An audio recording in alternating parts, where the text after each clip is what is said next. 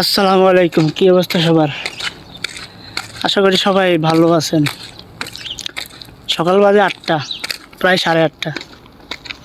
তো বাইরে ছিলাম কাজের উদ্দেশ্যে, কিন্তু কাজ কইরা একটু বাইরে আসলাম, মানে মেইন রোডে।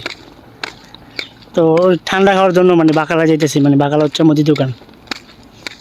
আমি যেই পাশে থাকি মানে এই পাশে কোনো মানুষজন নাই, আর 2-3টা বাড়ি আছে,